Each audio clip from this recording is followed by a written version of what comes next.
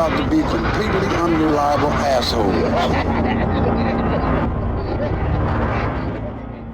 안녕하세요, Tim. Whoa. Hello, Ryan. Hello again. Hi. Hello to you, Timothy, and hello to everyone listening. Welcome to Dismembering Horror, episode 107 of Dismembering Horror, the podcast show where myself, Ryan McDuffie, and myself, Tim Aslin, closing drawers.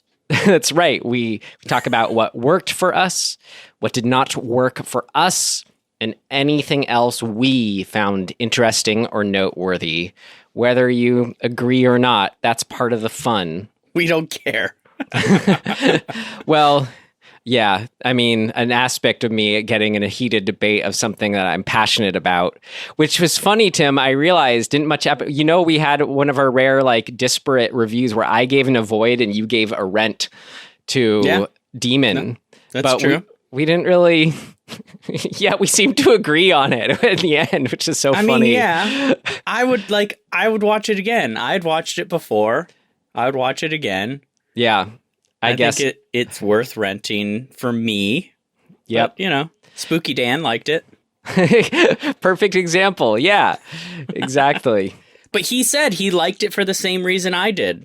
Yeah. You know, it's like he focused in on that sort of the allegory stuff and like really dug it. So I'm with that.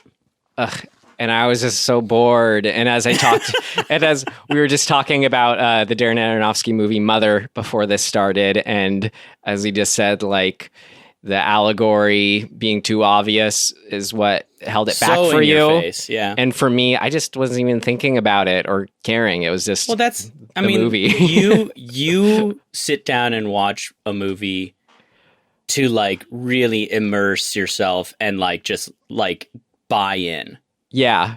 And I tend to watch a movie for mostly that, but also to like really watch the filmmaking and the storytelling and like why it's good. Yeah. I mean, that's or hope for it to be good for that, you know, like within that realm. Right. So it's just slightly different. I mean, I can say that's a lot of the times my secondhand viewing of something, or as I go on seeing something more times, then I'm kind of doing both more. But yeah. When I hear a song for the first time, just take me away to this new beautiful place. Or in the case of horror films, interesting, horrifying, those dark places where we want to look but maybe shan't.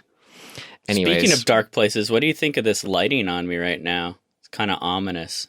I don't know. What do you listeners think? Yeah, me too. Don't you think that we should someday just start like what do you call it? Just like video recording our conversation and let people watch us talk? I mean, we thought about it, but it's just that we record them so far ahead of the episode. But I don't know. Yeah, maybe could start doing it funny. But for you listeners at home, Tim is indeed shadowed on 2/3 of his face which is very appropriate for a film that we watched today, the film that we watched for today from 2009, Thirst. And I say it's appropriate because it's a vampire film. That's right. The type of vampires, not like what's the Transfiguration. He can go out in the daylight. He is just really just acting like a vampire. These are, you know, for most part, these are supernatural vampires we're dealing with in Thirst. Pretty legit vampires. I think there's only two. Well, and we don't get a reference to the third, but two of the big things that, you know, vampire lore has, they choose not to depict. So like you can see his reflection and the religious iconography doesn't put him off. Exactly. Yeah, those I don't know. Two big things. Which would be interesting for a priest to try to go through that. Well, but, you know, I've seen recently that Dracula miniseries or whatever series that was on, they have a whole thing where he, like, hangs out with a nun and somebody tries to, like, pull a cross up, and he just kind of laughs at them. He's like, that shit doesn't work. Cool. I still want to watch I love that. I remember you recommended that. Yeah, that's good. Still want to watch it. So yeah, Thirst from 2009, the Korean title Bakjui, which literally means bat. Oh, cool. There you go. All right. Well, if you're ready to get into it, Tim, should we start with our trailer here and get into it? Yeah, let's. All right. Again, from 2009, Thirst.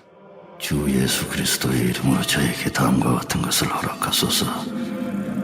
살이 썩어가는 나 환자처럼 모두가 저를 피하게 하시고 사지가 절단된 환자와 같이 몸을 마음대로 움직일 수 없게 하시고 두 뺨을 들으니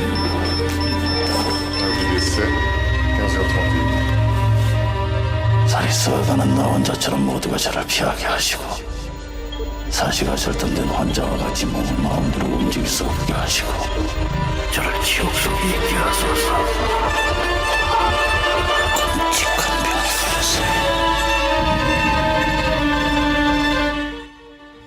Hey, all right, there you have it. Pretty cool, Tim. I'm excited. We're talking about a Park Chan-wook film. You mean like one of, if not the greatest director living and working today?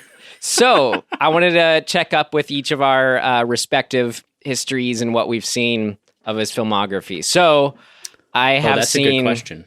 I have seen of the Vengeance trilogy, Sympathy for Mr. Vengeance, of course, Old Boy, but I have not seen Lady Vengeance, which my good friend, who's a listener of the show, as he put it when I told him that, you haven't seen Lady Vengeance? I meant to watch it before recording, but it didn't happen, but I will watch it soon. I really want to. And then, of course, Thirst. I actually saw this film, and one of the reasons I wanted to revisit it was because it came out in 2009, so a good decade ago. I'd really been wanting to see it again. And just kind of remembered bits and pieces. It was interesting what my selective memory, how it remembered it. Yeah. And of course, The Handmaiden, though, Tim, when that came out, like, I just became so obsessed, and I still, it's one of my, like, it'd probably make the top of my decade list for me. So right on, Park Chan-wook. And how about you, Tim? Let's see. I've seen Old Boy. Well, now this. Stoker, which I fucking loved. Cool. Snowpiercer I've seen. I've only seen the first of the... Wait, he didn't do Snowpiercer. He didn't direct it. Or write it. Oh, he just produced it? Huh. Well, he was involved, so that's great. But Handmaiden, I've only watched the first story. What? I know. I gotta watch the rest. And that's it. Oh, so you haven't seen the first or third of the Vengeance trilogy? I have not. Cool. I mean, understood. But we got to remedy our blind spots here, and I'm glad we could do one of them via our show for you. Yeah. So we've watched the trailer. We talked about when we're doing. How about in the next part we talk about how we rated it per our rating system? Would Tim and I tell ourselves to avoid it, rent it, or buy it? How about you, Tim? Let's see. It's well, I'm pretty sure I would buy this. Yeah. Cool. I mean, can you get super quick why you're landing at that? What's your review summary? In review, it's amazing. It is also, I mean, I don't know where to begin. It's just such a cool version of a vampire story, but it's not just a vampire story. In fact, it's less a vampire story, I think, than a sort of a relationship story in a lot of ways. great. And I love all of that. Just wanted, great. The reason I sort of hesitated at all to say it's a buy is kind of irrelevant. There's some stuff in it that I was, we'll obviously talk about, but that I was a little like lost on for a while. And then I caught up. Yeah. So I don't think that really counts. That's why I was like, I don't think I should even use that as a mark against it, to be honest. Because you just watch it again and you would get everything. Right. It's like, and I want to watch it again. So right. I went through a pretty similar trajectory, I think, where I feel like just as of this morning, giving it the day, I went from a rent it to a buy it, just because, I don't know. This was my second time watching it. I loved it, of course, way more than the first time because of that exact reason. You know, you're able to take in a lot more. But it was so long ago, I wouldn't say that was necessarily in full effect. But any sort of little things holding me back this time, like you said, just sort of maybe missing stuff. And then, I don't know, maybe I'll, as far as what doesn't work, we'll get to as far as this specific viewing. But like I wouldn't say it was like slow burn in that sense, but it did just feel like there was maybe like a lack of like a kind of sense of we're building to something. Yeah. But then I just revel so hard in everything that's in it. And I think that will only become less of a thing as I watch it more, because it is just so packed and just so packed with cool stuff. And just cause it is, I mean, it's Park, man. I mean, I'd be happy just to have his, relatively, I don't even know if it's relatively few and far between, but his filmography isn't too overwhelming.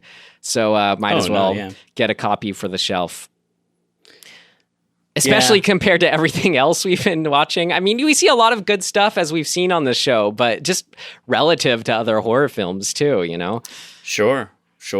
He has such a style that I feel like I just don't think anybody comes close to. It's so his style. And like kind of you were saying where, or I guess I was saying earlier, where like once I see a film more than once, I'll start paying attention and to the filmmaking itself more.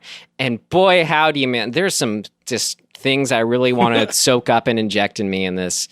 Oh my God. Yeah. That I want to sink my teeth into. Yeah. I mean, I feel like we could spend a long time in the What Worked just talking about individual moments.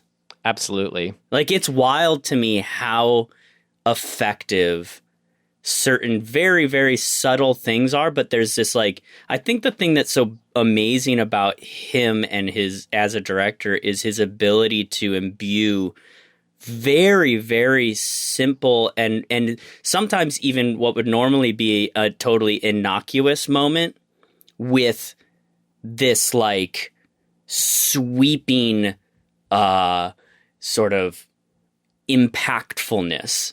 Mm-hmm. That just, I've spent a lot of this movie just going, whoa, like what? Like, holy shit, who even thinks to like put that little detail in or that little camera move or whatever the thing was that we'll talk about. Well, wow. I got to see Lady Vengeance and Stoker, and you really got to see, well, the first and third Vengeance and my favorite, The Handmaiden. Yeah, I got my work cut out for me. I love Stoker. Cool. I'm excited to see it. It was one of those movies that I just stumbled upon one day as a total. I was like, oh, I wonder what this is, and turned it on. And I was like, oh, holy fuck.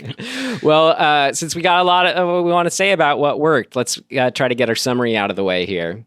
Oh shit. Okay, ready? Here we go. There's a priest, and he's sort of having a little crisis of faith, maybe a little, I don't know if I want to do this kind of thing.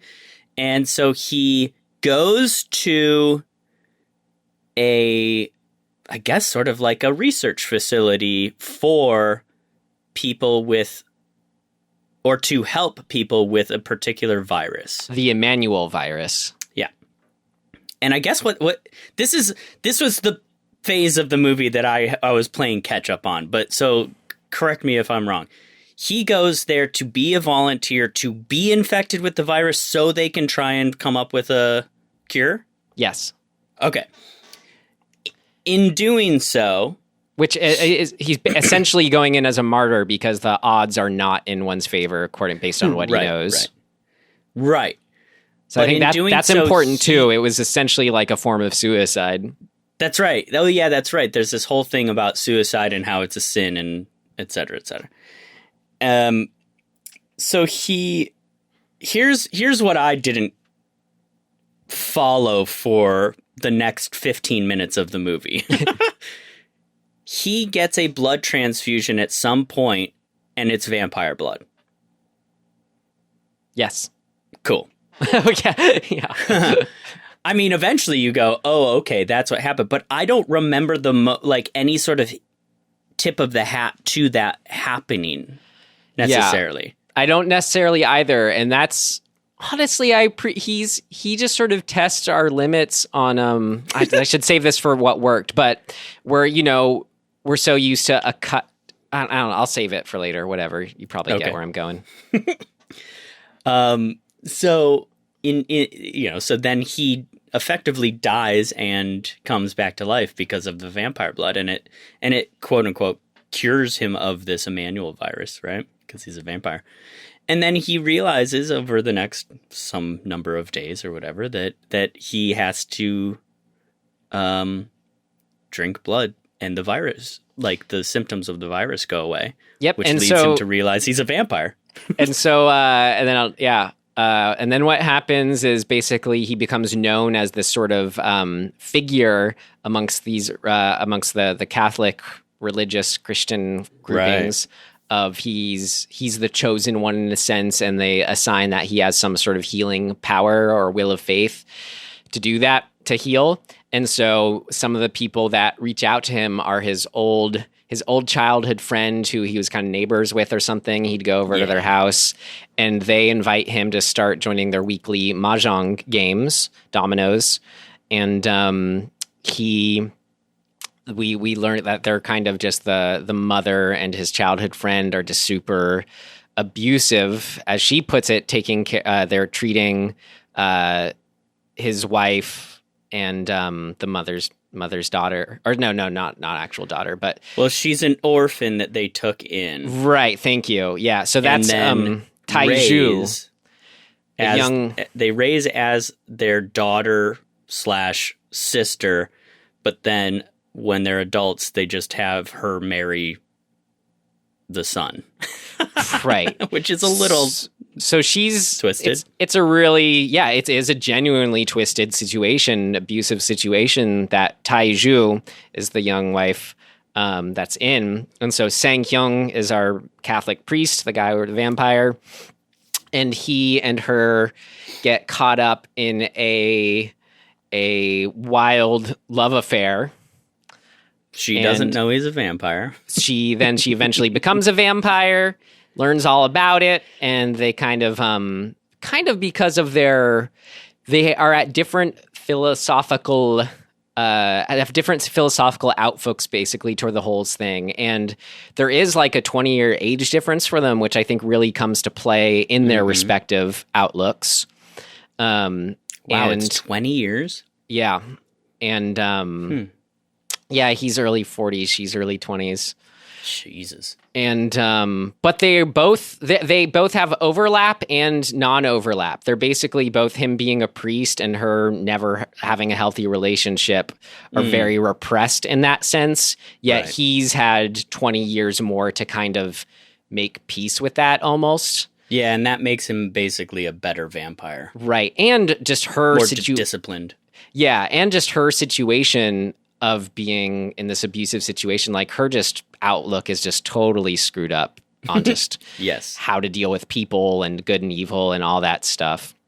But anyway, they both, unpack that repression together. They're both vampires. They deal with it in different ways, and they go up in a not quite a blaze of glory.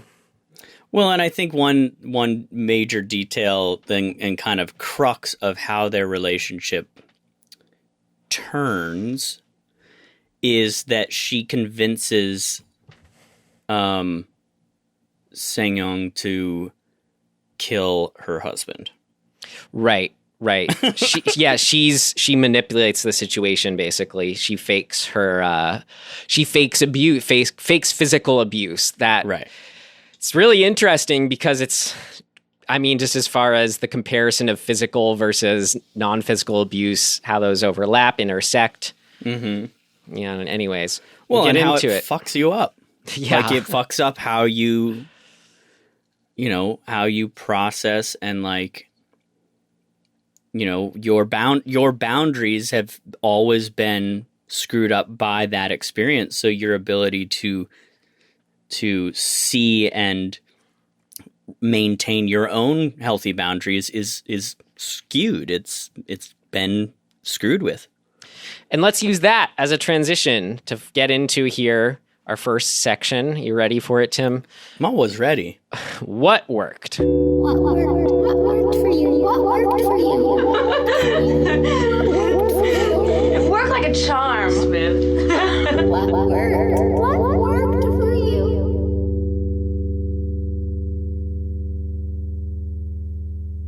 Yeah, just to kind of segue from what you're saying, what's so fascinating though, they're different way. They're victims of circumstance, or if you want to put it that way. They're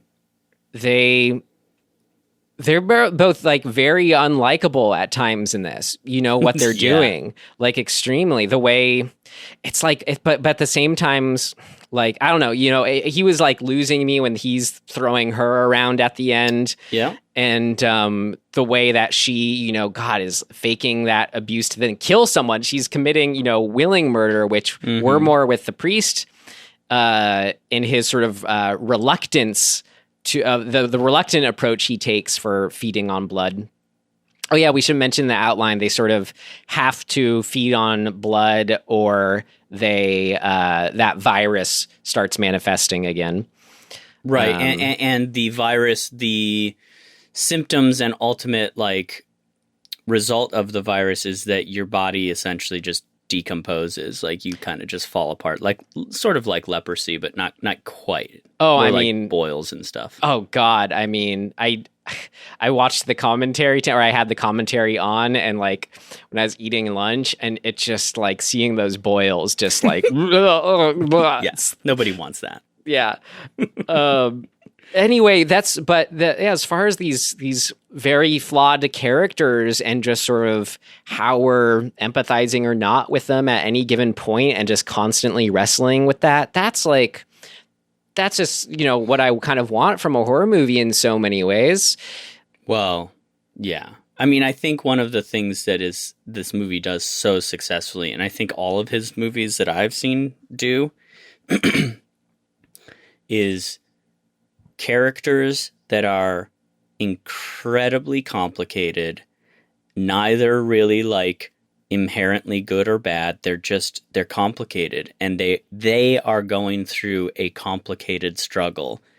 And the way that he is able to show characterization around the leads to kind of be a reflection of different aspects of that complication, to like either enhance it or sort of to like give you a touchstone to like what is okay and not okay. That's a crazy, crazy skill to me, to be able to do that, and in such a complex manner. And still have it be, it comes off so simply too. That's the thing that's sort of amazing to me about it. Well, that's just, he seems just to have a predilection towards, we're so used to films painting things as, there's clear lines between good and bad, black and white. He's the other end of the spectrum. Yeah, it's a mess. He draws us. Yeah, he only paints us as gray. Yeah. And it's interesting. It's refreshing and unique to his work, indelible to his work, and it just works so well in horror. Yeah. I think since we're talking about character, in this movie, how complex the two leads are and how moment to moment, like we love and hate them kind of all the time. Yeah. But part of why it's, that is the case is that the performances of those two actors are outrageously good. Like there are moments that the actress has that I was just like, who is this? Like, right? Holy shit. She is Kim Ok-bin. Dude, she's unbelievable.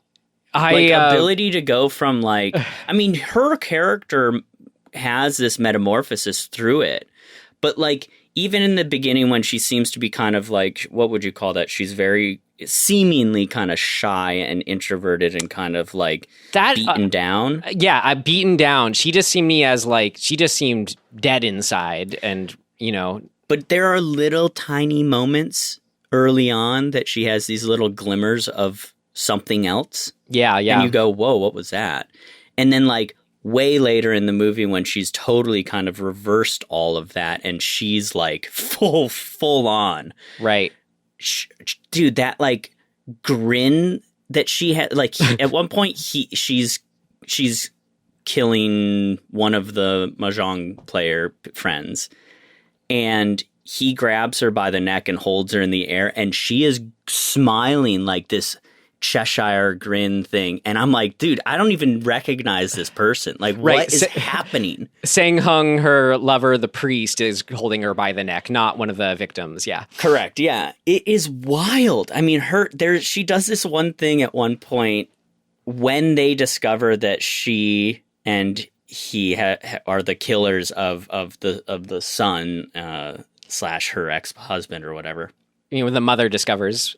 Yeah, the group of players are all like, "Oh shit! Like you guys killed him," and she does this. Like the other woman in the room like starts to scream and cry, and she she does this whole like, it's almost like a mime act where she's like. She like cries and then laughs and then like shrugs her shoulders and like kind of pantomime makes fun of her and you're like, what was all of that? It's all just this weird, like, it's like when a kid doesn't know how to deal with their emotions and they kind of act out and like, it's an amazing performance.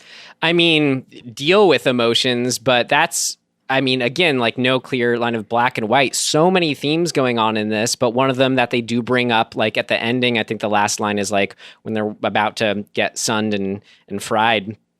Like, well, what do we do now? We enjoy our last moment is essentially what they say. So there's that interesting line of like, we see that's what she's doing when, even though these are, I mean, she probably just deeply hates all these people, she's with, but then also not. She, again, not clear cut. She deeply hates them, but we see her say, oh, but my mother, she always fed me, as if, she always loves her also because of that. But that way that you're describing, where she just kind of acts, where goes from laughing to screaming, in response to the other Mahjong player, the other young wife screaming. It's like she is just in that childlike sense, just pure making the most of the moment. She's trying to have the most fun with whatever is going on. And that's, not just in the sexual repression, that's sort of what's going on in the sense too. She just hasn't been herself all these years. That's right. Yeah. And I think that's one of the really, probably the most kind of interesting aspects of this movie is watching her exorcise her repression. Which this is probably a theme that's my favorite that we've talked about before, because I'm always thinking about this kind of thing, but that, the closest we are to our child selves, the more maybe, the less mired we are in sort of unhelpful patterns and beliefs, maybe the easier it is to sort of appreciate and slip into the present moment, let our emotions come. But then, of course, there's important things we learn too as we grow up, so we can all exist and function. So it's just, again, that not clear line. I just love of like, how good is it that she's able to be this way, and how bad is it that she's able to be this way? It sort of makes us look at ourselves in that sense. Yeah. Well, and the genius of the two leads as characters is, like any good kind of protagonist, and I guess you could call her the antagonist to a certain degree. Not exactly, or not traditionally, but whatever. What's great about them as a pair is that they're the same. They have the same basic experience, but he chose to be repressed. She did not. So it's forced repression versus a choice of repression. And so watching those two interact and deal with the same essential issue of how do we exercise this repression from those two very different point of views is really the movie, and ultimately like makes it so cathartic for them to land where they land, which is like, we just have to not exist anymore. Is this only the second sex scene that we've had? I can only think of the Mickey Rourke one. Oh yeah, maybe. Because talk about memorable sex scenes, man! Like where that first time where it actually gets halted. It's so funny when the mom calls in, but they're just being unbridled for the first time ever, and we're witnessing it. And they are at those two different. They're at that same but yet different place that you just described, and to see that play out in just having sex for the first time, it's like, oh, it's so good. It's so good. And then following through that, just their whole courtship is incredible. Absolutely. I really, really appreciated the romantic relationship, like component of this movie. I mean, it is a large component. It's a lot of the movie, but like, all of the supernatural stuff aside, and even all, like, in other words, their individual circumstances aside, which is kind of hard to do because it's a part of the story, but whatever, just their individual interactions as two people who are into each other. Mm-hmm. Every one of them I'm like compelled by. Mm-hmm. I'll tell you what, the moment that really made me go, holy fuck, this movie. I mean, there were a few before this, but this one was it. When she is out running barefoot and she runs into him in the street, and they're like, they're down the street from each other. And she kind of stands there for a moment and then kind of like half covers herself up, like, sort of I don't know, like in, what would you call that? Like, not embarrassment, but sort of like, it's modesty or whatever. Right. But then she turns around and she starts to run away, and he, vampire, like, swoops up behind her and lifts her up. So her feet just sort of like rise up off the ground, and his feet are behind it, and he slips his shoes off and slips her, like, drops her into the shoes. The way that is shot is so incredibly beautiful, but just the like, not message, but just the visual of that, like the what am I trying to say? The meaning behind that, of this person giving his shoes to her because she's had these bare feet that she runs on that are calloused, right? Is it like, that's like the top pinnacle of like romance, like movie romance expression that like hits me. And then it tops itself by using that as setup for the perfect ending. I know.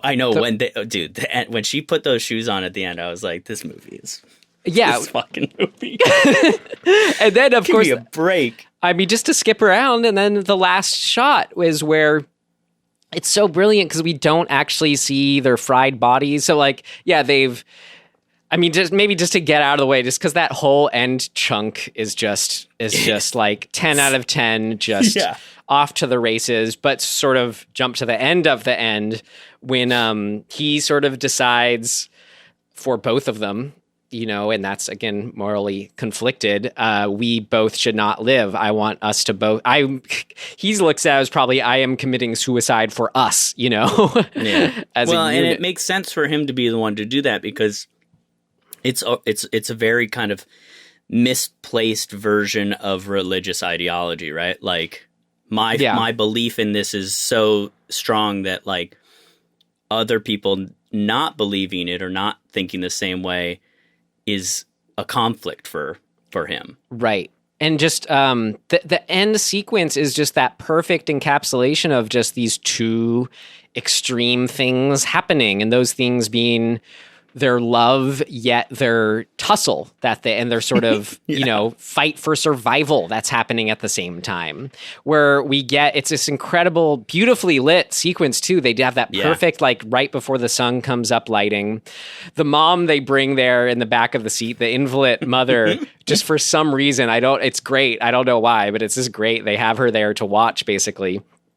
And he, they have this whole so he's there to basically give him no chance to watch the sun come up, give them no chance of hiding in the shade. And as she learns that, and she puts herself in the trunk, yada yada. He does not let it happen. He just kind of calmly, she took the trunk back after I ripped it off, so now I'm just going to calmly just walk over to throw it away, and she'll run up and kick him while he's about to do that. Yeah, she breaks his arm while he's doing that, and he's just like expressionless, like, come on. He's so resigned. But then, when we finally get to after this sort of back and forth fighting, where she finally resigns and sits with him in the front of the car, and we, they reaffirm their love for each other and die as the way vampires can. And we just have that perfect last shot where actually we don't reveal their full bodies, but we see her in those same shoes that were set up in the sequence you just described. The weight of them pulls the burnt feet off and dissipates.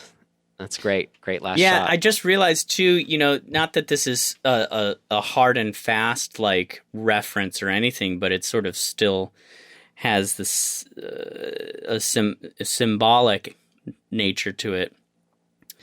When she's sort of first learning to kill, and she ends up sucking one of the bodies of blood, and then it stops coming out, and she's kind of like, what the fuck? And he's like, yeah, once the heart stops beating, the blood won't pump out of the neck. So I've found that you have to just hang them over the bathtub and cut off their ankles, and it'll drain out because of gravity. Right. And so you have these two bodies later, they have a shot of them with no feet, just hanging there. And there's, not that this is like some greater meaning, but just that imagery and like having it be a similar thing of how they end up dying, or like their state when they are dead.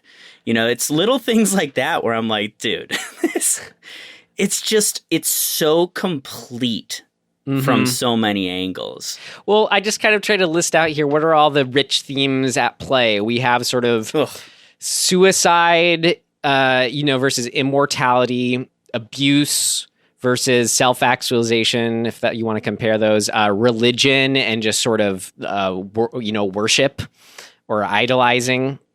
Guilt.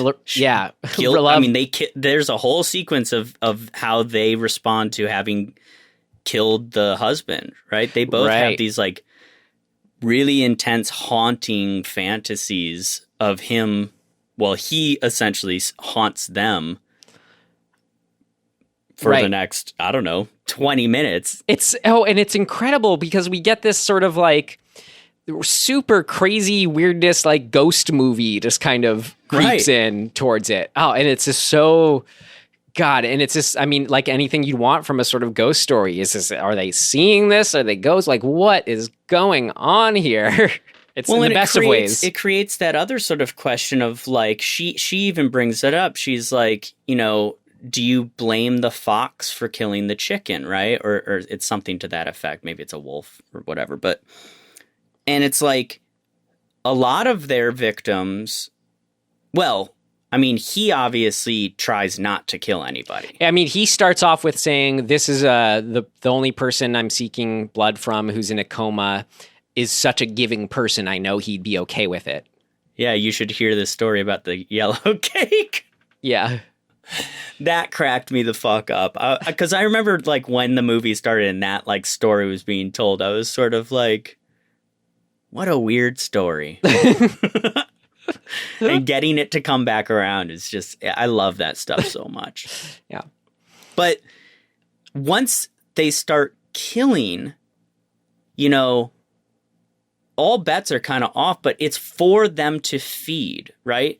That version of killing, they're not haunted by any of those people. Yeah. But the version of killing that is really unjust, like they murdered that dude just because of their selfish desires, that's a different kind of guilt or different type of killing. And the guilt because of that has a strong impact on them. Mm-hmm. And I think stuff like that, like the nuance of that, where it's not just like, oh yeah, you know, we're vampires and we kill people and like whatever. It's like there's meaning behind each version of the evil or shitty things that people do in the world, right? Like there's nuance and circumstance and, you know, like all of the complexity that is in the motivation and the causality of the characters, you know, actions is really deep and awesome. That's a big aspect of Park's work is repercussions for actions, for sure. Seeing that play out. I mean, yeah, I mentioned too, I already said the theme immortality, but specifically too, the idea of life after death, you know, which is a different theme. Right. When you get into it for mortality, where it's so fascinating, where she's just like at the ending, you know, when you die, you die, but he's all questioning, you know, still ideas of heaven or hell. Right. And I mean, really, that just boils down to the ideas behind faith and like whether or not you want to believe in a certain thing and it feeds into her where she's, you know, that's her. Yeah. You know, as it plays out, feels like a young person's belief of that's why I have to make the most of every single moment and always be having fun because this is all we have. There is no such thing as an afterlife, heaven or hell. Yeah. I tend to agree. Yeah. Well, I think it's more complicated than that. It is, but with a caveat, it's not just a free-for-all. Right? Like, live it up. Here's my philosophy of life, religious or not. Live it up, but be a good person while you can. Right? Like, golden rule, baby. In the living it up part, since we don't know what's going to happen, really do try to make the most of the being alive part. And that's where she's just, you know, young and abused her whole life because her reality only exists in a sense where it's dog eat dog, man eat man. Oh yeah. I mean, dude. Yeah.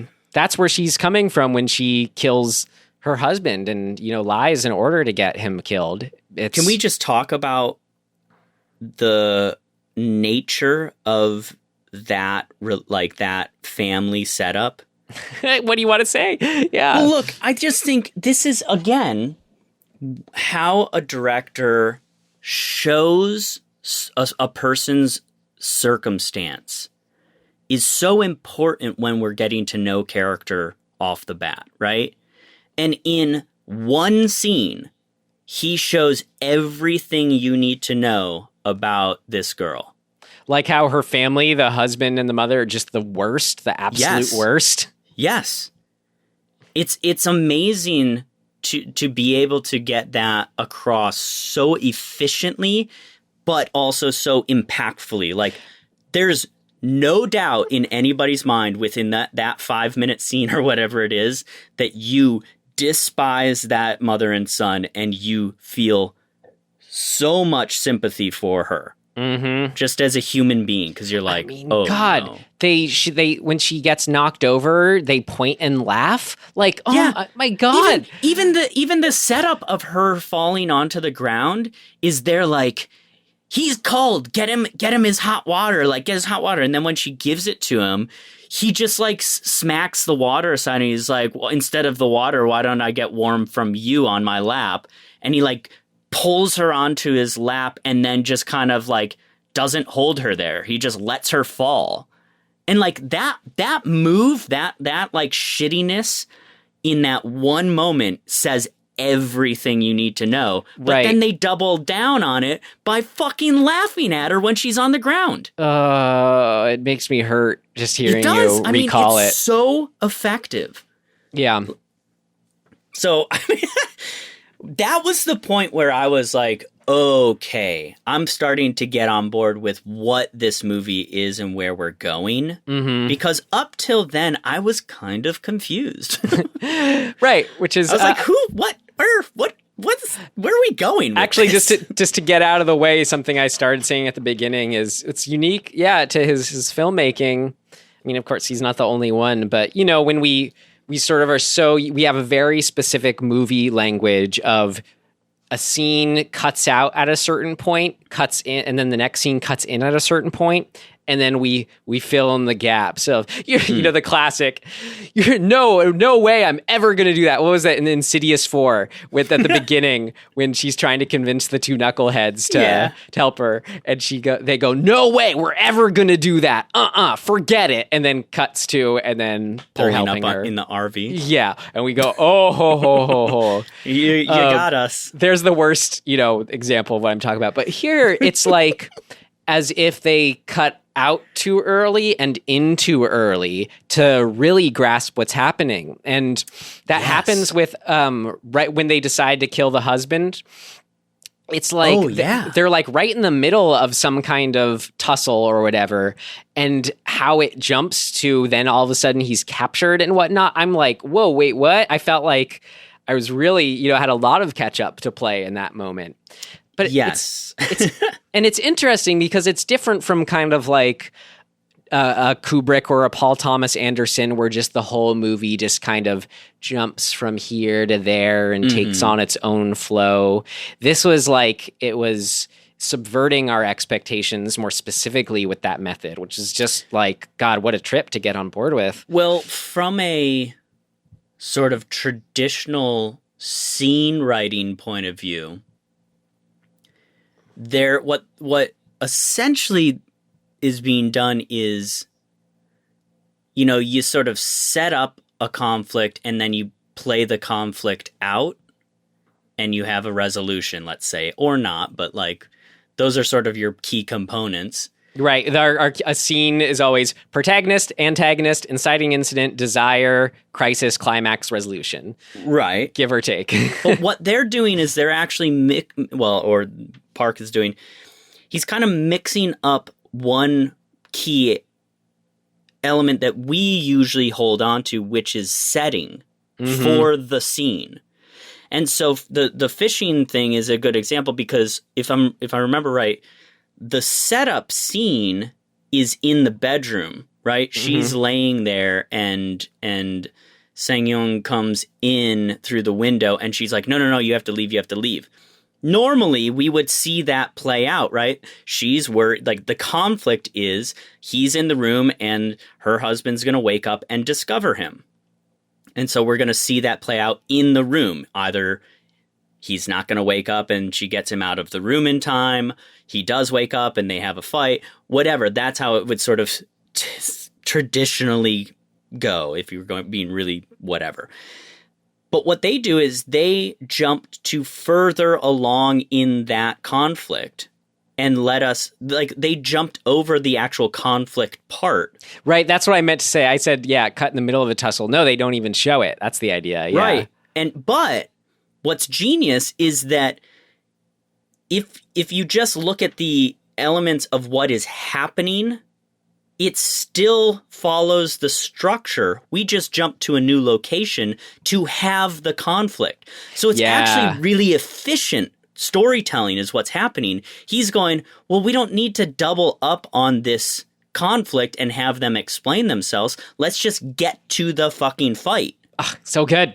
Which is a brilliant way to go about things, right? Because it just it also allows you to, in a weird way, it allows you to have more going on, even though you're in a way trimming back things that you would expect to be there. Right. And I mean, I just appreciate too, like, get us to pay attention more, get us to sort of have to put things together. Make me not just sort of waffle away, you know, and watching whatever movie that's, you know, not doing this, you know.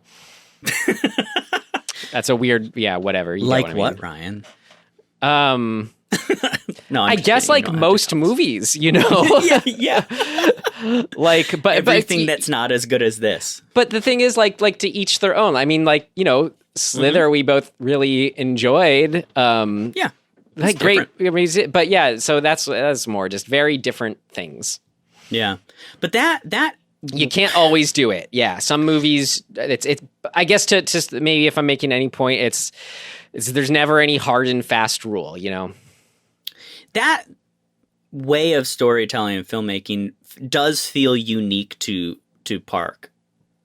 To me, like I think he really has mastered that way of kind of structuring the overarching scenes in a way that is both really interesting, but, you know, keeps you on your toes. Yeah. Playing around. I mean, Old Boy does it constantly. Mm-hmm. It's fucking great.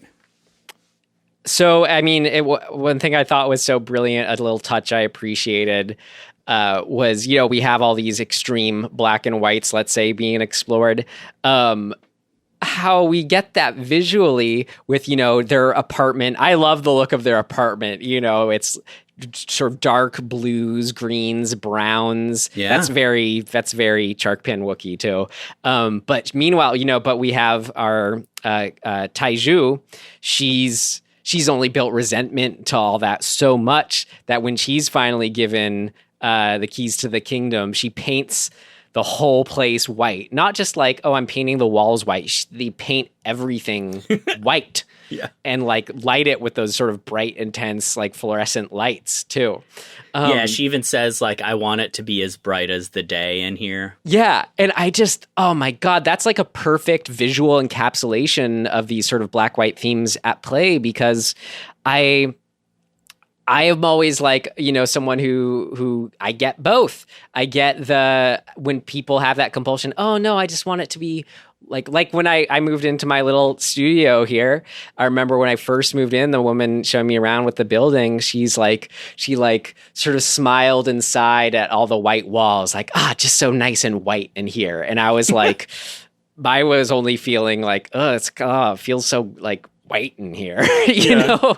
And then I painted, you know, my walls. But I totally get both, because then I've been in sort of very nice done all white places, beautiful, refreshing, good light aesthetic. And then, you know, the dark walls too. I dig. I can see myself in either. And it's just, but then the thing is to show us the extremes of both. That gets us to be like, just like all the other themes explored. Well, where's the line? When did this become too white? Did how it looked before become too dark? Well, and let's be honest, nothing looks better than the brightest red blood splashed across a white floor. Yeah, that too. Okay, just to like wrap up, I mean, not to wrap up, but I mentioned the whole end chunk, and we talked about the end sequence, but where this movie just sort of like, at least, you know, when on the second viewing, which again, I think I'll only like it more and more, but on the second viewing where, I felt like, you know, I was almost kind of waiting for it to pick up at a certain point, or to like all of a sudden really shoot into overdrive the whole movie, knowing that it must be building to something. As soon as he's out on the street, and it's so great. They can whisper to each other and hear each other from outside on the street, and she's inside the apartment because they're vampire powers. As soon as he sees the Mahjong team, the players, the crew arriving, he goes, oh shit, it's my Mahjong night, right? that point on is just like where just everything is clicking 10 out of 10 with Park's sensibilities, the dark humor on display, because we get this wonderful scene where it's like we have the mother who's now, had her is it a seizure or whatever. It's a stroke or something. A stroke. Yeah. Thank you. A stroke. She's invalid now. And, I don't know if that's the right word, but she can't move. Yeah. All she can do is blink and move her finger slightly. And so we know that it's just tense. It's just tense in that way. And when I was talking about, wanting to learn how something's shot, blah, blah, blah, or pick up on why something's shot, done so well, the filmmaking, that scene is when, God, I'm like, oh my God, look at all that's going on here, where it's just like, that little bit of a camera room just for when she blinks this way, because there's a certain kind of emphasis that's on she's blinking yes, 2 for yes, 1 for whatever. She's blinking one for yes, 2 for no. Yeah, blinking to communicate with them. Long close for no, whatever. Right. Anyway, I mean, just that whole scene. And then once the ice finally breaks and they learn that they killed the husband, oh my God. That scene is a very kind of Hitchcockian scene of like, of the whodunit being found out. Yeah. In such a like clever and fun and like suspenseful way. And the way that the characters, the couple, are playing it off like, she's just tired or whatever. Like, I love that. Because you know that it's literally them like sweating and like pulling at their like shirt. What do you call that? The collar? The collar, yeah. It's that sort of like vibe. Mm-hmm. But I will say there is a moment leading up to that I think is critical and one of the fucking coolest little details. The reason the mother can move her finger at all, because prior to that, she cannot. She is completely paralyzed. She cannot move in any way. The reason she can move her finger is because when the girl is preparing the orange juice for her in the morning, she just grates the tiniest little bit of her finger and a drop of blood, of vampire blood, lands in the orange juice, and she just disregards it. But that's enough power, I guess, like vampire power, to give the mom movement in her one finger. And that is their undoing, right? Like that mistake or that sort of like casualness about it, or innocence about it, or whatever you want to call it, on her part. Because she like giggles about it when she sees that her finger heals. She's like, oh, I'm a vampire, how cool. Like that setup for their demise is amazing. Right. And I mean, yeah, down to then when she feeds her, it's kind of like a ice blended orange juice or whatever. She lets so it's cold. She just lets it run down her throat too, very You would fucking choke. Torture like. Yeah. I would choke. I mean, there's no way. Well, I mean, I don't know how it works when you're in that state, but I mean, if your throat is just open, relaxed, relaxed, it just goes down the gullet, You'd be so good at chugging beer. Okay, just some like little, call them like effects moments, gore moments, whatever, just to get out of the way. Like in that last scene, the sunset scene or sunrise scene, the finale, when he's holding onto the trunk and she's trying to get it back and she's breaking each one of his fingers one by one individually. Love that. All of the wire work. Oh my God. So amazing. Tim, when he jumped for the first time, I think I like applauded, Yes. It's just like so good. Like when he's hanging upside down from his feet like a bat, looking at like he opens her bathroom window. Like all of that wire work, acrobatic stuff, like whatever you want to call it, like when she gets hit by the car, that stunt is amazing. Like she spins in the air a bunch of times and land. Like whoever did the stunt coordination on this movie is they're unfucking real. I mean, it's of course incredible, so flawless, but I think what seals the deal with it is there's a specificity at any given time to how strong how powerful their jump is. It looks like they can we kind of get a sense for exactly how much there's a vision behind it. There's a kind of unspoken rules. Like the director's very aware, they should be able to jump this high. It gives it this kind of realisticness, this validity. It's great. Well, and they even give us a setup for it too before she changes. Like when she first discovers he's a vampire, and she kind of gets curious about it. Yeah. They're up on a roof and she sort of is going, oh, wait, you can do some crazy shit. Like, can you jump off this building? Is this too high? Like, how high is too high? And he's like, oh, no, let me do it. And so he like kind of shows off for her. But it's also a way for not only us, the audience, to get a sense of what is possible, but for him, the character, to kind of go, well, I've never really tried this, so let's see. And it's like a date. I know why. You know what I mean? It's like, I know why you love it, because it's kind of like Spider-Man discovering his powers. Yeah, exactly.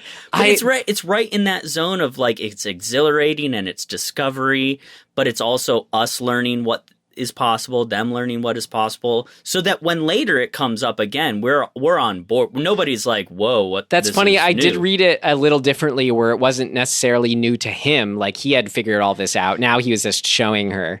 I think that he had figured out that he can jump pretty high, but this moment seemed like he's testing his own limits because he wants to show off for her. Right. He's doing it for other reasons at this time. Yeah. Fun. Which I love.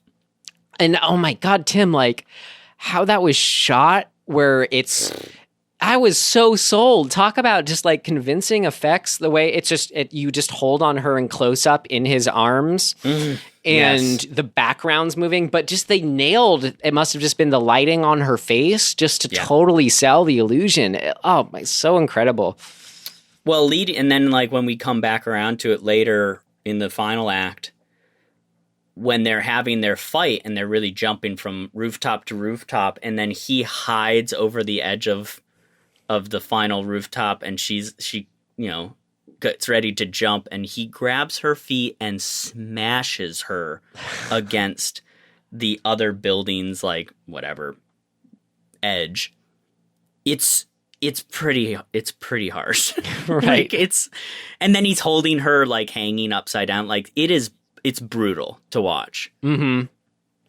The makeup on that they had on her. Actually, the makeup effects on a bunch of the scenes is fucking top notch too. And when she kills that Mahjong guy for the first time, she hits him in the neck and his head just like plops backwards. That was another one I wanted to mention. Ooh, that specific effect shot, whatever you call it, like what sort of breaks it's so beautiful, because it's what breaks the tension that we're building to essentially the whole movie of, the violence when she's acting out against the Mahjong friends now.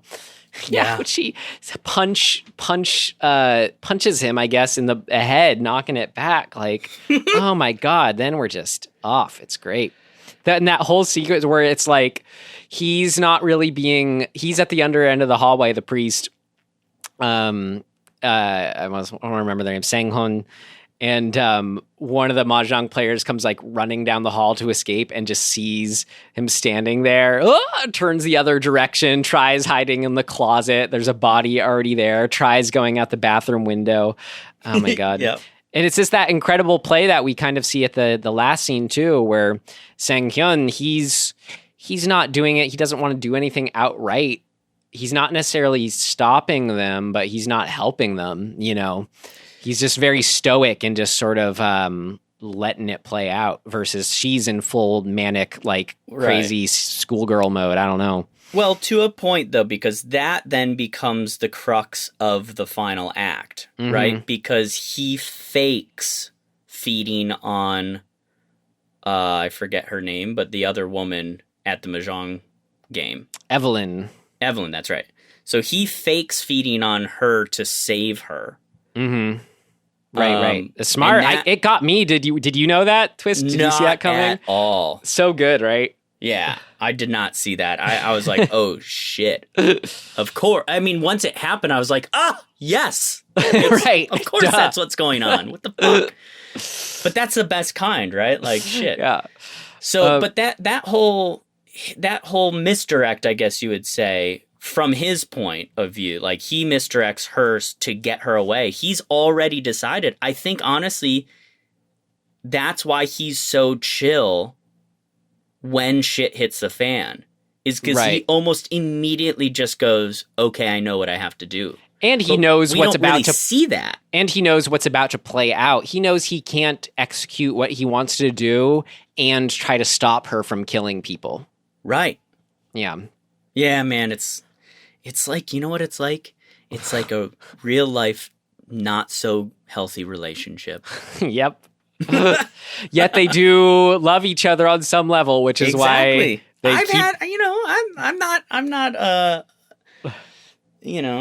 I'm not. You relate. I can relate. Yeah. I just want to. I'd be remiss to not just mark down for the records here, I suppose. Just some little moments I just made me just so joyous and really just make the movie for me. Like just talking about, pursuing potent possibilities, what you can only do in this movie. When he takes the corkscrew on the Swiss Army knife. Oh my God, yes. Uses his vampire powers to straighten it out, to straighten the corkscrew out, to then stab the other priest, the other blind priest. Just that, what a beautiful touch. I mean, and also remember, like, let's not forget that he does shit like that. He's not good. Right. Right? Like right. he's not just good, just bad. He's a whole mix of everything. Talk about the Catholic themes too, the body of Christ, the blood of Christ, totally, drinking from him. I loved too, there's a funny little touch where a nod to, vampires sleeping in coffins. He's sleeping in the cabinet or the dresser, the closet. I mean, also with the other the father, the first time this is a pretty ballsy jump cut. We literally jump cut to the older blind priest with his hand inside of the lead Sang-hyun's chest, and he goes, "Don't touch my heart so hard." Right. Beautiful touch. God damn. I loved. I think it's less a touch, but this was kind of the scene, the moment for the movie for me. This is kind of just talk about God, like I don't know. This is what I wanted from this movie. It captures everything about all the themes, encapsulation of everything. Do you know what I'm going to say, Tim? No. I'll just tell you. Okay, great. It was the dual feeding Ouroboros scene where you have him feeding. She's feeding off of his blood and he's feeding off of her blood in this beautiful vampiric loop of God, talk about the relationship themes, being a unit as one, yet also needing to be selfish to survive.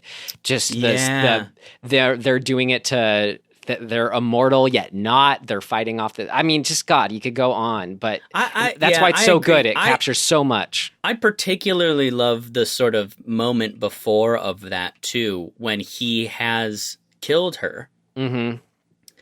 And he tries to cut his wrist open to feed her to bring her back, and his wrist keeps healing too fast. Yeah. That kind of little shit like that, man. It just goes to show you can create conflict in the most sort of tiny ways that has huge implications. Yeah. Right? Well, and that's just consistent. The end all be all, but it's just so good. And what's so good too is you both get that from, and it's just following your story world that you've built too. Like they could have just not included that. Like what happens in the end is she must just also be chewing simultaneously on the cut to kind of just keep it going. Yeah. But we know we've set up that may be a question in your mind. Wait, if he heals, how is he doing that? And then we show it and we get that little piece of conflict. Be consistent. It's just one more little hurdle. I think that's actually a really good lesson in writing. When you want to ramp up the intensity of any moment and you have like your kind of your main hurdle or your main, the crux of the thing that you're trying to accomplish, like the main conflict. Anytime you can add these sprinkles of little micro conflicts leading up to that, it's just going to enhance what's going on, because all it's really doing is showing the domino effect of your character's struggle. Mm-hmm. And like you get to see them go, Jesus, like I'm just trying to do this one thing and you keep throwing more shit my way. Stop it. Right. Just like any kind of good and they have to solve it. Any kind of good chase scene, fight scene, whatever. Yes.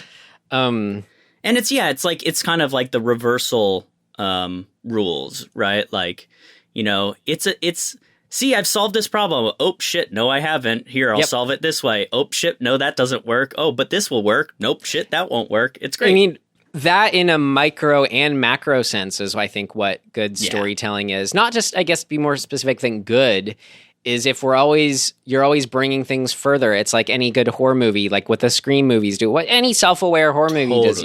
You have a sense of where movies are at. The Green Room director, what's his face, you know, so good with just sort of, I love those movies. He's tuned right into the moment that we expect a sort of hit or something to happen, you know? Yeah, he's great. I feel bad. I can never remember his name. Jeremy Saulnier? That sounds right. I think so. I've seen 3 of his movies and man, they're good. There's a newest one. There are the latest one I know of that came out on Netflix. I still haven't watched, whatever came after Green Room.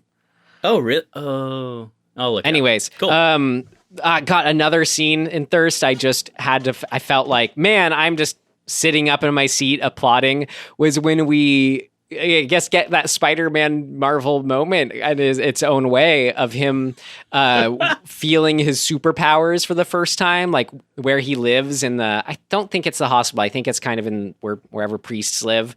He starts hearing everything in the building. He hears like the rolling chairs being moved, like they're deafening. Yes. He hears the laughing of the priests. Yeah, he hears someone flushing a toilet. And then my favorite that I just like, what I think causes him to like pass out. Oh my God, it's so good. Is like we get supervision on his arm and see all these little dust mites crawling around. Oh yes. Yeah. What the fuck? That really tripped me out. I was like, I don't know what's happening right now. Well, vampire powers, Tim. I know you've seen enough superhero movies that was the superhero scene for you. There will never be enough. Yeah. God, I mean, we just go on. It's just about but blah, blah, blah, blah, blah, blah. Anything else, Tim, for you? When he's playing the recorder and blood just pours through it. Right.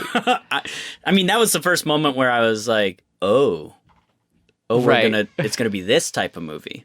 Okay. A little cool. I'm glad we tipped our hat. You laid out, actor Kim Ok-bin, who plays Taiju, the young wife, the new girlfriend to Sang-hyun. But Song Kang-ho, Sang-hun in this movie, our main guy. He's kind of, I've heard him called, he's the Tom Hanks of Korea in a lot of ways, where people look at him as kind of this adaptable everyman. Yeah. I lent you Parasite, Tin. You still got to watch that, but he's one of the stars in that. I might jump into that tonight. Actually, great. He's in what's the train one you just meant? Snowpiercer too. He's in a bunch. He's in a bunch of Chan-wook Park's other films, but it was he's great. Not the lead in Train to Busan, is he as well? I don't think so. I don't know. I'm gonna look him up. Anyway, it was great hearing it. I really liked how the person doing the commentary described it, or I think he was describing how another critic described his acting. But, talk about this good good film acting. It's just all in the eyes and how much each of these two do with just their eyes.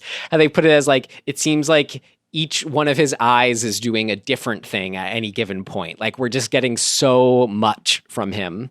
Yeah, he's in the other, not Train to Busan, the other big horror film, Host. The Host, yeah. The Host, yeah. That's what I've seen him in. Great. But I mean, just to shout out him specifically too. I'm telling you, everybody in this movie, their acting is incredibly good. Right. I mean, the two leads are head and tails above, like, almost any acting you see nowadays. Right. I'm sorry. I don't know how much of that is them, how much of it is acting. I'm sure it's all of the above. It's the high talent going on from all angles. Or I mean, I didn't think you were going to say them or the acting, but just the script and the direction. I mean, you have to have the material to bring out these things. I mean, and then the mother, Mrs. Ra, is Kim Hae-suk. She's fantastic. You got to watch. She's in The Handmaiden. It is just so similar, and that very like tight, fastidious, just to business. She's so great. Oh man. Yeah, excellent. One other little moment that stands out is when they actually set this up by having him do it first, when he picks the mother up in her chair and walks her to her room. But then later, when the shit is sort of like being revealed at the Mahjong game, and she's like, "Oh, mom's tired, time to go to bed," and she just sort of absentmindedly picks her up in the chair, and everybody goes, "Whoa." You're really strong. Like, what the fuck? And she puts it down, kind of like, oh shit. Talk about that. I mean, yeah, not just that I love, of course, every time they jump, but every time they lift something up. And when she's carrying her on the couch across, like, I'm just like, how do you even do that? Like, it's all wire work. But it doesn't look like it's like, where are the wires? Even if paint it out, man. No. But I mean, like, it's a very shallow ceiling, Right. Like, I'm just thinking of how you even accomplish. It's incredible. I love it. Yeah. Well, that brings me to my last sort of big thing. I think that the ability for a director to write about such layered, heavy, thematic, meaningful, impactful, like deep stuff, and to also have such a keen sense of humor within that is I think probably why, to me, it's what elevates him above almost anybody else. It's just incredible to me to be able to balance those things and yet give us these little touches of humor to, in a way, it's masterful to break up how intense some of the stuff is. Right. But in true to form, it's different from like when you always see that, in horror, you got to break up the tension a bit. Yeah, it's doing that, but it's not like it's just this joke or aside or release moment. All these sort of, any humor, it is just intrinsic to whatever horror, or with it, whatever horror is happening. That's it's inseparable from it. It's not so much an aside. It still alleviates it a bit, but it's circumstantial humor, which is really hard to do a lot of the time. Like, so a really good example, obviously her lifting the chair, to me, that's humor. Like, that's a moment, but it's funny because the character is kind of having the rug pulled out from under them. They're making a mistake, or they're getting, the world turned left when they were trying to turn right, kind of thing. Yeah. And one of the other ones that I really, really love is that final fight when around the car, and they've kind of come to a point where he's thrown the trunk, whatever you call it, door, I guess, into the water. So that's done. And then they cut to him back in the car, and then they cut to her in shadow. And we don't know where she is. We're just like, what did she do? Did she jump in the water? Where is she? And then he starts the car and starts moving it forward. And we see her having dug a little ditch under the car. Yeah. And gets revealed, right? Like, it's so simple, but it's so like her expression of, God damn it. Right. Is brilliant stuff, right? It's constantly subverting the expectations of the character.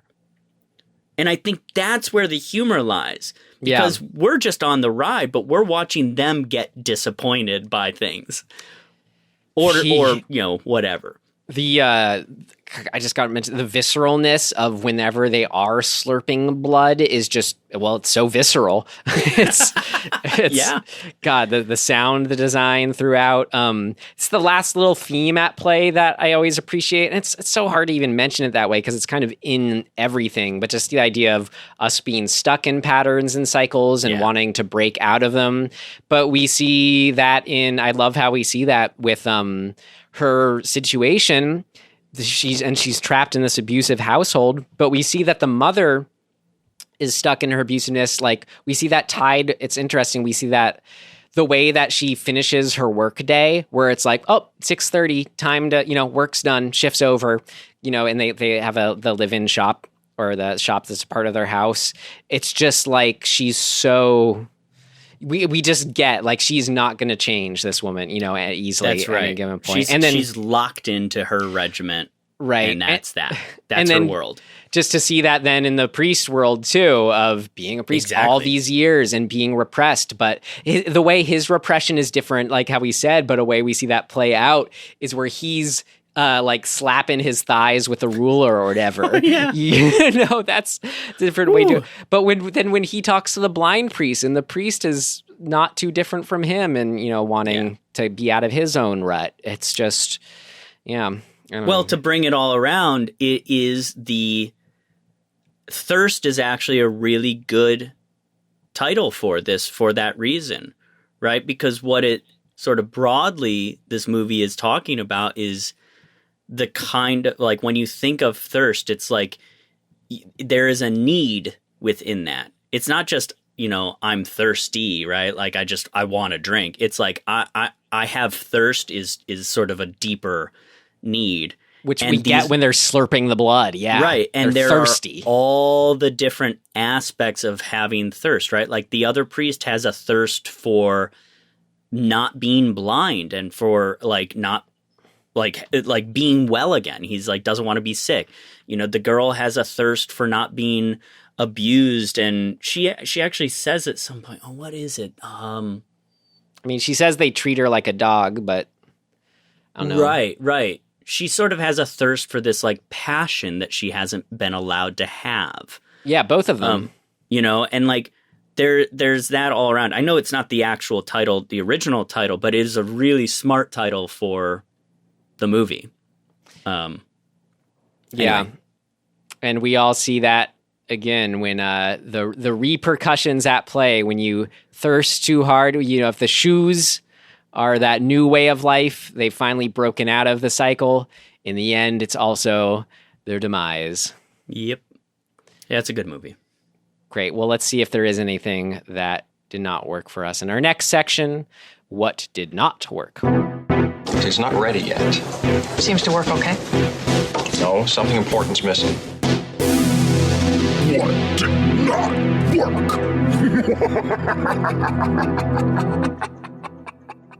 I kind of already said it, but again, it's like whatever, and I don't think this is going to stick. But on this second viewing, which was still 10 years off, so it wasn't like so much a second viewing, but like, yeah, I already said like it felt like there wasn't so much of that sense of like, the horror movie of like The Shining, it's a slow burn, but it's burning hard. You feel it's building towards something. This one, it didn't really have that so much.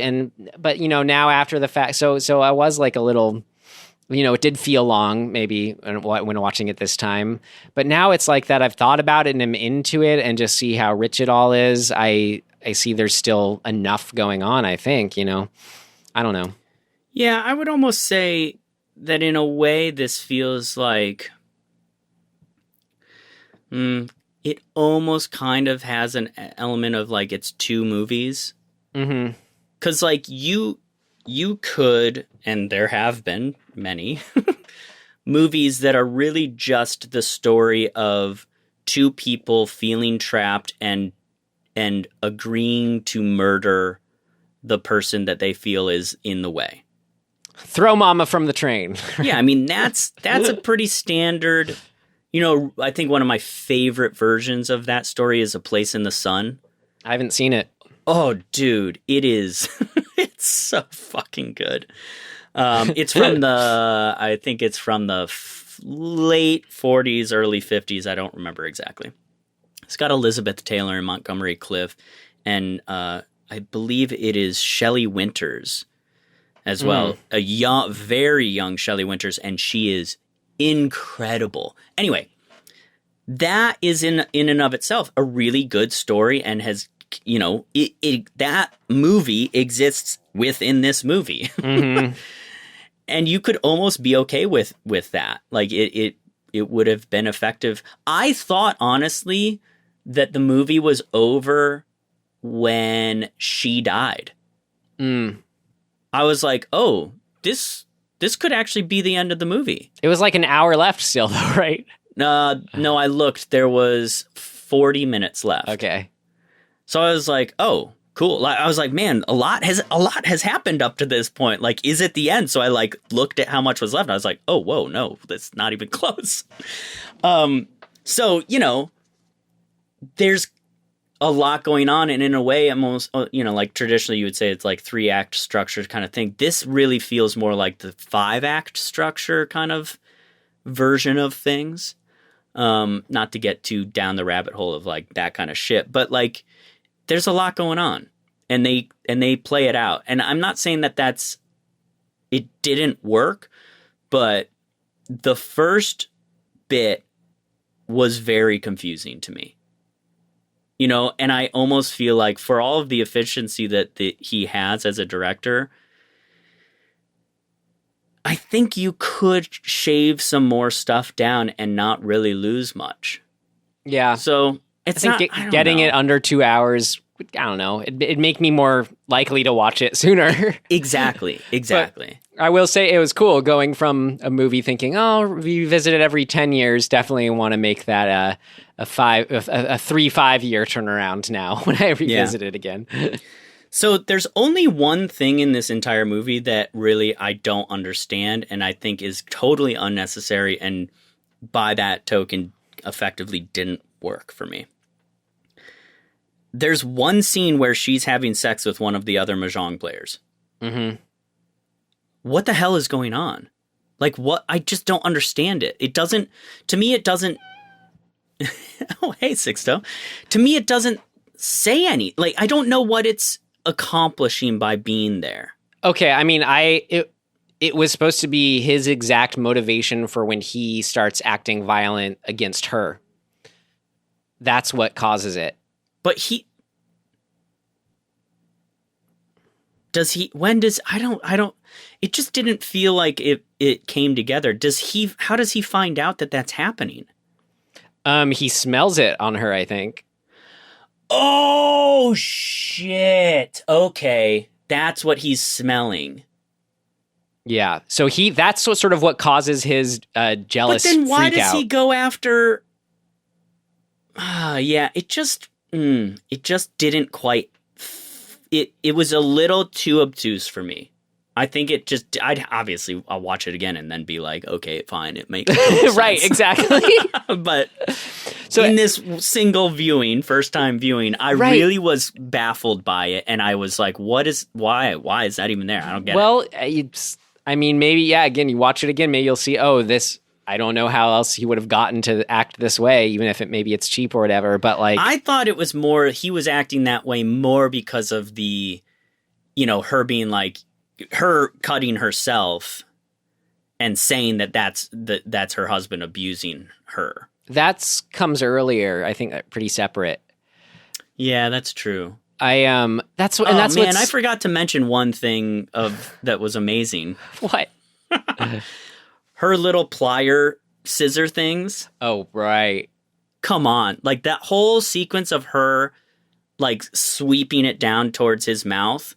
That goes on for about 6 swipes more than I was comfortable with. And I was like, I don't want to see this happen. Like, please don't do it. That's like the best horror moment in the entire movie. Right. And then comes back too. When the ghost is doing it to her. It's so good. Yeah. Yeah, I don't really have anything else. Right. I mean, and that's the funny thing about this is like anything that we have, it's like, I don't know. I mean, is that a good or a bad thing if the more times you see it, the things that you may have had an issue with in the previous viewing takes you out of it. Like how much should a movie be good on the first view or work completely on a first viewing versus only working on a second? That's like that's kind of a pretty subjective question, you know? Yeah, and I do actually quite like having questions after I watch a movie. Right. And things to try and parse But this together. this wasn't just a question. This was just like it was a bit more than just like how did that fit together for you, that example. It was like what? That took me out of it, you know? That's true. And the other thing that I was a little confused about was toward the end when he takes her out and then he goes and gets into the tent outside of the monastery or whatever. Yeah. And then gets caught. I was just I was confused. Like, why did he do that? Like, what did that accomplish? That was another one of my favorite scenes. He was trying to end their religious worship of him by showing he was a flawed person. It was great. Okay. That was my sense of it, but I was not completely like sold that that's what was happening. I really loved that because it was so satisfying. Well, first it showed that the priest is like, he wants to, before he kills himself, sort of, you know, finish all his last sort of, you know, I don't know, just take care of any unfinished business. Yeah. And to rather than leave all these people false worshiping him, he found a very efficient way to make them stop. But then he flies away. Then they're just going to be like, who cares what he just did? He just flew. I don't know if you'd be so forgiving. I think watching somebody fly away might kind of be enough to distract you from be like, well, he's kind of a jerk. Be like, that guy just flew. It's more than a jerk thing he was doing. True. Fair enough. Great. All right. Well, then let's we're close to wrapping it up here. Let's move on to things of note. Things of note. This should be interesting. Well, we know it was loosely based on the 1867 novel Therese Raquin by Émile Zola. I don't know. But cool, that's an 1867 novel. And in the commentary, so I watched a commentary that was just some film writer, critic, horror movie fan guy. And he did say one of the similarities was that ending of being out in the sun, killing themselves. Mm-hmm. Well, did you have anything? I have a few things just from that commentary. No, not really. So the film won the jury prize at the 2009 Cannes Film Festival. Shocking. The film was a Martin, which we've covered on our show, another vampire film, or the sort of quote unquote vampire film. That was an inspiration point for this, apparently, specific inspiration point. I'm sure all vampire movies, are in a sense, but for whatever reason, that was the one that the critic mentioned, the filmmaker mentions. Thought it was interesting. Park Chan-wook was actually, surprise, surprise, raised Catholic. And it was thanks to kind of movies, pop culture, lured him out of that life. But we see that, explored a lot in this movie. And it was interesting. The guy giving the commentary was like, is Catholicism and Christianity, is that big in Korea? It turns out that Korea is home to the most mega churches, I think he said. And the percentage is pretty high there of, I forget exactly what it is, sorry, but of, whether it's Catholic or Christian, I don't know. But yes, a bigger presence than you'd expect. Was the point. Interesting. This was the first mainstream Korean film to feature full frontal male nudity. Oh yeah, we got a dick. Look, I'm going to be honest. I'm on board for the campaign for more penises in film. Always great, right? Yeah. I mean, it's just, look, stop being so one-sided and sexist about it. It's just a penis. Calm down. We get it in Midsummer, it's fine. Right. It's appropriate. Just take a fucking chill pill, everybody. Well, you've been looking at boobs for fucking ever. I mean, yes, you are speaking to absolutely the general where things are at, but interesting. Yeah, this it took Korean film as much as to get to this, but I feel like I've seen plenty of dicks in American films, throughout the ages. Again, not comparing. Here's the thing: if they aren't mainstream and they're certain kind of film, I feel like, I don't know. I feel like that trend that you're talking about, there is a delineation between type of film or filmmaker. Yep. Where it's the mainstream films that really, that's that sort of, the, less penises, more boobs. Right. But no, other filmmaker, I don't know, other horror film, whatever, you get my point. No, it exists. Sleepaway Camp exists. Lots of others. Anyway, oh, and I said, the commentator, he said that Korean horror movies, they didn't really, like Chinese, he was comparing it to Chinese horror movies. You had some as far back as like the 30s, kind of more reflective of the rest of the world. He said Korean horror movies, maybe there were a few examples here and there, but as far as a movement, didn't really start until around 1990 or the 90s. Just again, I mean, kind of on par with what it took them to get to showing penises, but kind of, it took a while in that sense. Wow. I've got something of note. Yes. Did you notice that our lead went from very black clothing to white clothing throughout the film? No, I did not. Very much like another film we watched, The Transfiguration. Oh, yeah. The Transfiguration that happens. Yep. The opposite of, it's the same way the apartment goes from dark to white. Oh, yep. My last thing to note, that shirt that she, Taiju, is wearing, I think the first one we see her in, it's like this sort of muted maroon, green, blue with kind of elongated circle patterns. Looks very 70s. That's like my favorite shirt ever. I loved it. Anyway, just a little fashion Just note. As a shirt? Yeah. That's the one? That's, oh my God, I just love that shirt so much. Cool. Look at it again. Oh, it's like, what a cool shirt. Great. All right, Tim, that's it. I dig it. For Thirst 2009. We did it. What a good film. Yeah.